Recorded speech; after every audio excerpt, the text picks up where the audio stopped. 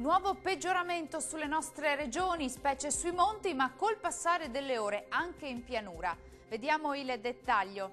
Sul Veneto tempo in peggioramento dal pomeriggio, soprattutto in serata sulle aree settentrionali con temporali diffusi, la sera anche verso il Veronese e localmente verso le alte pianure. Nubi in aumento altrove, ma tempo più asciutto.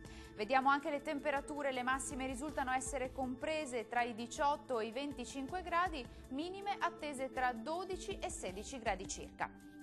Andiamo ora a vedere che tempo farà sul Friuli Venezia Giulia. Peggiora anche in questo caso dalle ore pomeridiane con rovesci e temporali sparsi, più intensi sulle aree centro-orientali. Temperature massime sui 20-24 gradi, minime intorno ai 16-17 gradi circa.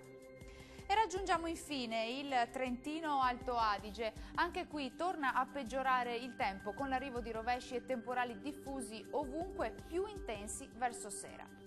Temperature stazionarie o in locale calo intorno ai 23 gradi, minime invece in aumento, attese sui 12-13 gradi circa.